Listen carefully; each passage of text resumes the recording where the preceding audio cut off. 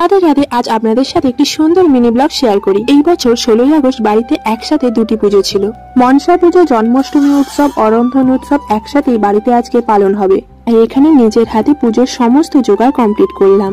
এই থালার মধ্যে মনসা পাতা, লাল লোটে শাকের পাতা, ফুল, বেলপাতা, আবাটা এবং সমস্ত কিছু রেডি করে নিলাম। আজকের দিনটি বেশ ভালো, একসাথে দুটো পুজো। যদিও অনেকটাই ব্যস্ততার মধ্যে কাজগুলো কমপ্লিট করতে হচ্ছে, তাও বেশ ভালো লাগছে। এখন পুরোহিত মশাই এলেন এবং পুজোয় বসেছেন।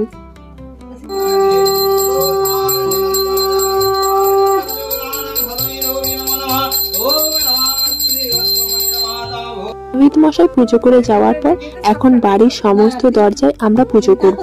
আমি নিয়মগুলো ঠিকঠাক জানতাম না, এখানে মা আমাকে নিয়মগুলো সব বলে দিচ্ছে, আমি সেই মতোই কাজ করছি। দরজার দুই পাশে মনসা পাতা, বেল পাতা এবং লোটে শাকের যেই পাতাগুলো ছিল ওই পাতাগুলো দিয়ে নিলাম। ওর উপরে একটি করে ফুল এবং আবাটা যে বাটার মিশ্রণটি ছিল ওই মিশ্রণটি দিলাম। আতপ চাল বেটে রেখেছিলাম, এবার আতপ চালের বাটাটি দিয়ে দিলাম। আজ আমাদের বাড়িতে রান্না বন্ধ, আর এই গ্যাসের যে ওভেনের বার্নারগুলো থাকে এইগুলোতেই পুজো করা হয় আজকে। তাই এখানে মা যেইভাবে বলে দিয়েছিল ঠিক ওইভাবেই পুজো করে নিলাম। আমি এই প্রথম বছর এই পুজোটি করছি, তাই কিছু ভুল ত্রুটি হলে অবশ্যই কমেন্টে জানাবেন।